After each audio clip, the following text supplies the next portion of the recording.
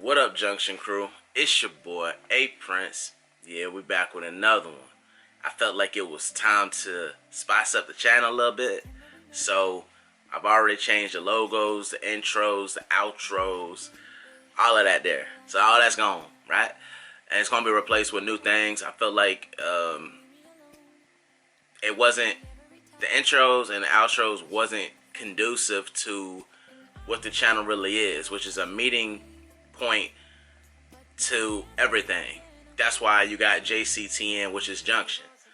You know what I'm saying? So I felt like, you know what? This new intro and outro should be able to mash everything in together. The whole concept of it all. So that's what that's for. So yeah. Every video shot in October will have a pink tint to it because it's breast cancer awareness, and you already know your boy represents that. You know what I'm saying? Real men wear pink. Alright? You know what I'm saying? So for breast cancer awareness, you will see a tint to the videos. Yeah, there's nothing wrong with your TV set. You know what I'm saying? Alright. Yeah. I want to start pushing forward a series of more Elevate Your Mind series. But this one will be called Elevate Your Mind Awareness. I feel like a lot of things in the community are not really pushed out. I feel like someone needs to, myself, needs to incorporate more knowledge in the community about different things. We know a little bit about a little bit, but when people tell you their stories or tell you different things, it helps grow the community with knowledge. Knowledge is power for show. So yeah, I want to push more towards the Elevate Your Mind series with awareness. And today's episode is definitely one of those episodes. I want to say thank you very, very much for taking the time out to speak to the Junction Crew and, filling them in with your story. I'm not going to take the ribbon off the bow just yet. I'm going to let her really tell you what her story is. But this is going to be a good episode, and we're going to push a couple more episodes in that Elevate Your Mind series. So, without no further ado, you already know. Let's get this done. Peace.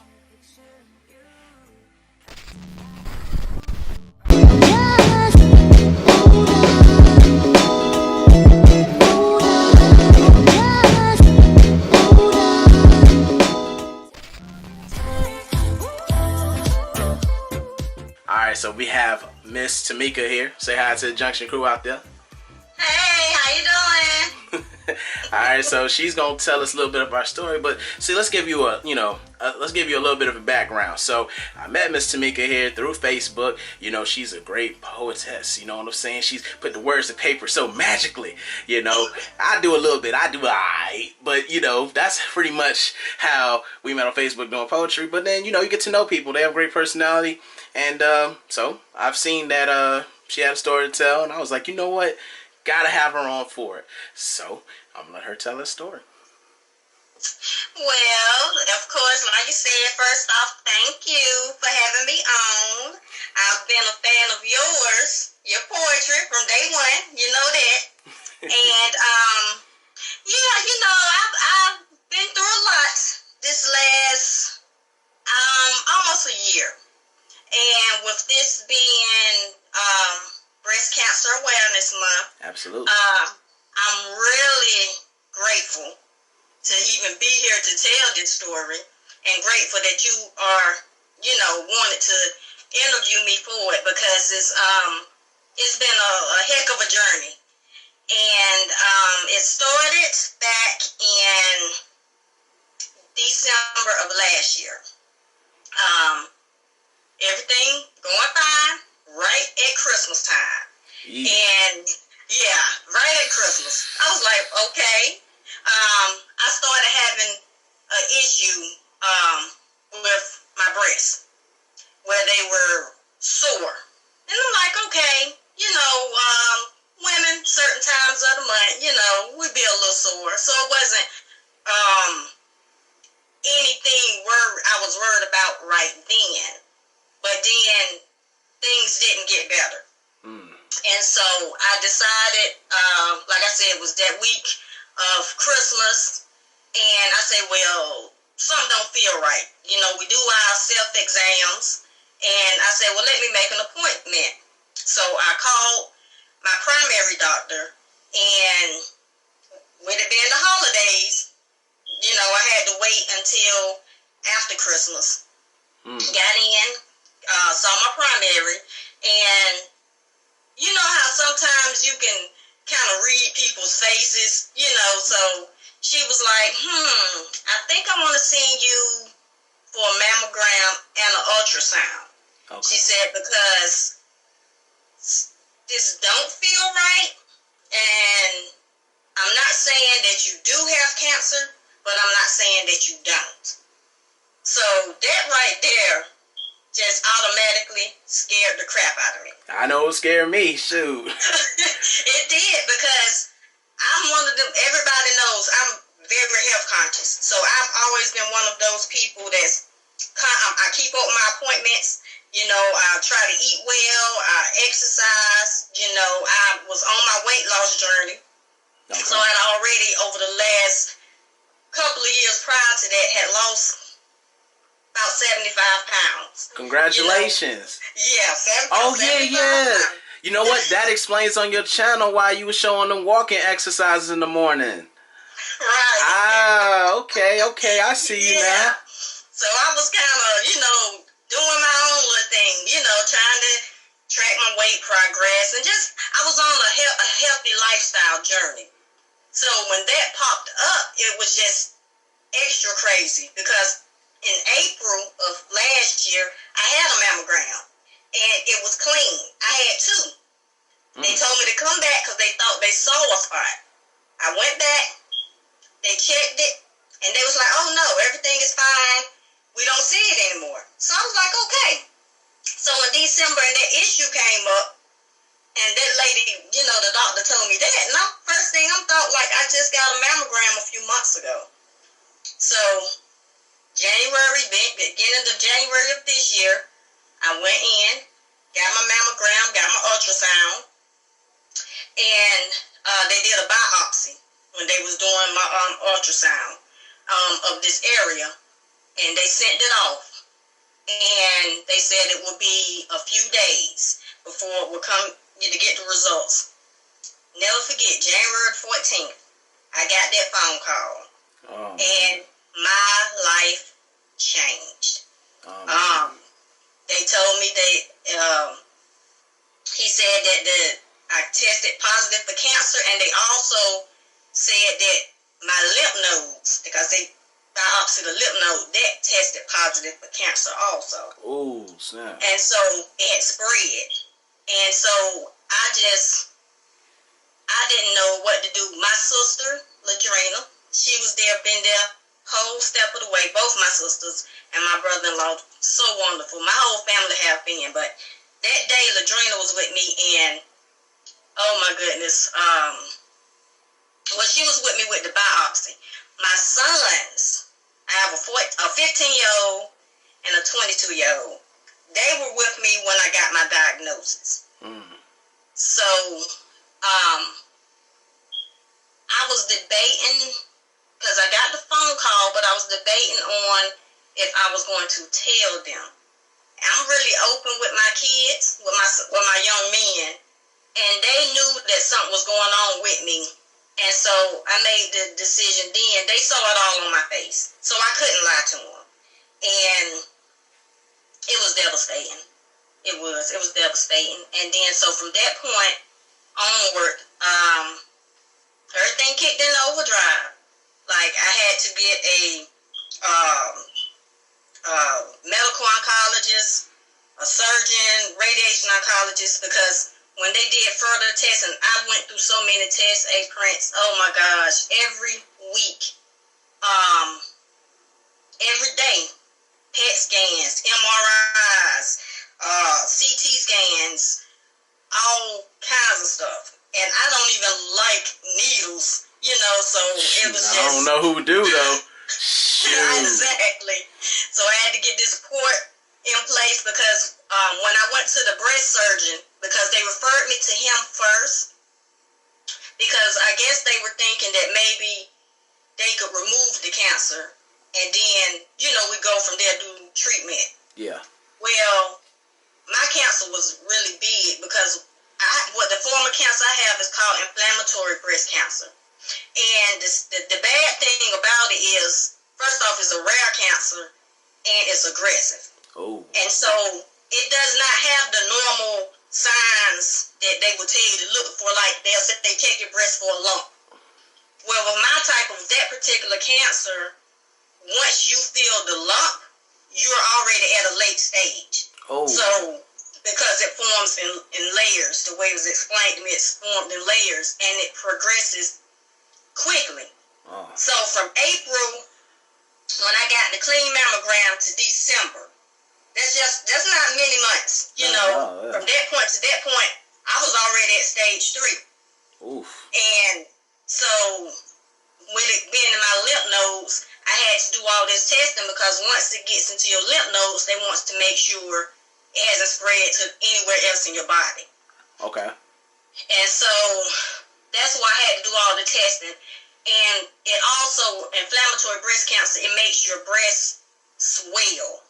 So once that lump, because the cancer cells gets in and blocks, it causes a blockage, and it gets in and affects your skin. So your skin becomes red, inflamed. Your breast becomes really heavy. Mm-hmm. The skin on your breast can look like, you know how orange peel look? Yeah. And it has like the little hole. When it gets really bad, it can start to look like that. Oh, wow. Wow. Yeah, it's terrible. So, with that particular cancer, and because of its aggressiveness, you have to do chemo first. Okay. So, we had to sit down with a team after all the testing and decide, okay, this is what we recommend. Chemo, for me, a lumpectomy, I think that's how you pronounce it. That wasn't an option. That's where they just take the piece of the cancer out of the breast. For inflammatory breast cancer, they have to take the whole breast. Because it affects all the tissue, all the skin, so they don't leave anything. Gotcha. So that was not even, like, I had no choice right there. Well, you always have a choice, but yeah. My thing was, okay, I'm going to do what I need to do to increase my chances of still being here for my family and for myself, because I ain't ready to go.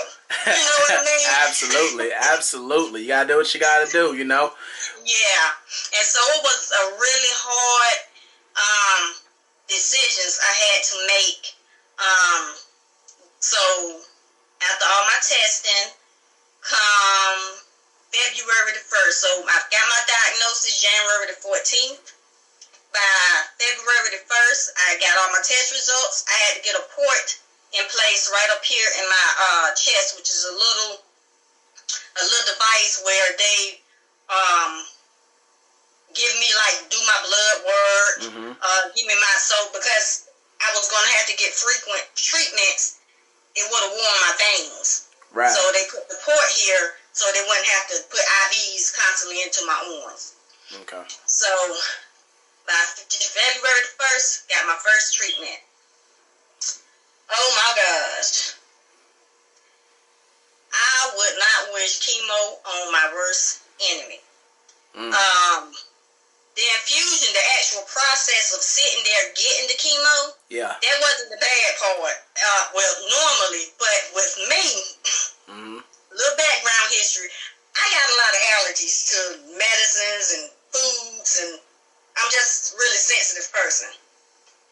So they knew this. So prior to my treatments, I had to pre-medicate. So, which means I had to take steroids prior to, just to, in case I had an allergic reaction. Okay. So with my first treatment, I had 4 medicines I had to take. 4 different infusions. So my first treatment, I think I was at the hospital 8 hours. Yeah, it was about 8 hours. And what they had to do was with each infusion or each medicine they gave me, they would give it to me, wait about 30 minutes to an hour to make sure I didn't have an allergic reaction, then give me the next medicine. Oh. Because the medicines are so strong, you know, you have to make sure your heart can handle it, and you know, just make sure your body can handle it. So my first infusion went well. All right. Second infusion, great. Okay. Third infusion, I got it. I'm sitting there talking on the phone with a manager at my job. Within 5 minutes, I got this hot feeling, and my heart started racing, and my face started swelling really big. Uh-oh. And so they had to stop the infusion and give me this concoction with like Benadryl and all this stuff to reverse it. So they gave me that, waited for about, I guess, 30 minutes, and then it was like, we're going to start it back up slowly. So I got scared because I'm like, this stuff already gave me a reaction. Yeah. I don't want it, you know, but I had to pray on it because I'm like, okay, I got to put this in God's hands. Absolutely. So they started it, gave it to me a little bit, I handled it. So then they continued on, finished that infusion, then I went to my last infusion. That went well. So all right. After that very first treatment with all my infusions, from that point onward, I had to pre-medicate before each one with all my allergy meds. And, you know, once I did that, everything, you know, went smooth during the infusion. Absolutely. But after each chemo infusion, we call it crash, the chemo crash. Oh, you started getting sleepy and stuff? Start getting sleepy and stuff like that? Or drowsy a little bit? No, it's a lot worse than that. We call it a crash because it's like all your side effects that you're going to get, they kind of hit you at one time. Oh. And so before you start treatments, they give you this list. They gave me a list of stuff that could possibly happen. But, you know, everybody's different. Okay. So, it was like, you know, nausea, vomiting, dizziness, you know, just a whole bunch of stuff. Okay. And then it tells you what medicines you can take, like over-the-counter stuff you can take to kind of stop those, you know, side effects. Well, with mine, my chemo crash always kicked in. I got my infusion on a Friday. Okay. My chemo crash always kicked in on a Monday. Ooh. So I could get my infusion Saturday. I would be out just doing normal stuff. Sunday, fine. Monday, my energy would go from like 100 to like 20. I had no energy. I would get nauseated. Well, first thing I want to say is that might have not been that, because Monday make everybody feel a little tired, don't feel irritable, and Monday got its own set of symptoms. So I don't think that got anything to do with nothing there. I think that's just a Monday thing all around. You know what I'm talking about? Yeah, it was a Monday thing. I'm telling you, that's why it was just so funny. Like Monday. Yeah, nah, I think that ain't nothing to do with that. That's all Monday. We come back Sunday, oh, it's Monday, energy level go like 10. Oh, I gotta drive to work. Oh, then you get to work, then it's like 5, and then this is a long day, and you feel irritable and all that. No, I'm just joking. I had to do that. Yeah, it was crazy. It was crazy, but it was just, you just felt bad. You know, you had no energy. You couldn't do anything. I lost my taste buds, so I couldn't taste anything. My weight fluctuated through treatment. Like 1 week I would gain 10 pounds. The next week I would lose 10 pounds. And then it make your electrolytes fluctuate. Towards my end, I had 6 treatments. So towards the end, I was blacking out. I fell a couple of times, hit my head, ended up in the hospital. I was working, like I would get an infusion every 3 weeks, so I would be off a week and then work 2 weeks. But by the end of treatments, I was lucky if I got able to work 2 days, because it had just gotten, you would bounce back a little bit, but by the time you bounce back, it's time for another treatment. Eesh. So if you're not bouncing back completely, when you get another treatment, it's going to keep breaking you down. So from February the 1st, May 17th, that was my chemo. And then after I finished that, June 12th, it was time for my surgery. Okay. So the cancer was in my left breast. So that I had a mastectomy on that side and 14 lymph nodes removed under my left arm. Did my recovery.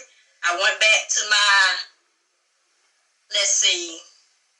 June 19th. I had my post-op appointment. And the surgeon called me in. Everything had went well. My pathology report came in. So when you had your breast surgery, they'll sample the tissues, the lymph nodes, everything that was taken. They tested, for all the cancer, and to make sure they got everything. All of my stuff came back cancer-free. Hey, hallelujah. Oh my gosh. I was so shocked. I cried so bad because the 14 lymph nodes they took, and when they did my ultrasound, they said that all those lymph nodes looked the same, like they had cancer in them. And so for all of them to be clear, they said my chemo worked 100%. Hallelujah. And so I was like, thank you, God, because it was hard. Yeah. It was hard. And I know it's God that got me through that. I can't explain it no other way. Yeah. I really can't. And then after surgery, I did radiation. A lot of people's like, why you do radiation if they say, you're cancer-free and stuff? Well, after the surgery and after chemo, it's always this little chance that there can be a little microscopic cancer cell lingering somewhere that technology ain't picked up. So for precaution and to lower my chance of recurrence, that's why I did radiation. Because with chemo, it focuses in on the entire body. So if cancer was to spread somewhere else, it will attack those cells anywhere. With radiation, they just radiated the area where the breast was at and the lymph nodes was taken to make sure, it's like a cleanup, go through like you clean up after the mess. So I did that for 5.5 weeks. I had 28 treatments. I had to go every single day, Monday through Friday. In all honesty, I had more pain with the radiation side effects in my breast area than I did with the surgery. It was like I had never had a sunburn or anything like that. So they was telling me that's what it was. My skin was literally peeling off. To the point where, it would peel and be pink. And I would have to do like wound care and all that stuff. So I did that. And it healed. It's healed. But it's still a little tender. And so I got through that. And now I'm still doing something called targeted therapy. Because with cancer, I'm telling you, it's so many different types of breast cancer and subtypes. I didn't know. Back in the day or prior to this, when you hear breast cancer, I just, out of just my ignorance, not knowing, I thought it was just one type. didn't know it was all these other types. So, with my particular cancer, my body produces too much of a HER2 protein. So I have to do a targeted med, which focuses on that protein and keep it from producing, because cancer feeds off that too. So I'm still doing that treatment. That's up until February. Okay. Then I'll be completely done. Hey. With everything. Hey, praise is up though, because like. If you like what you see, give it a thumbs up. If you love what you see, hit the red subscribe button and the bell to stay up to date with brand new content for sure.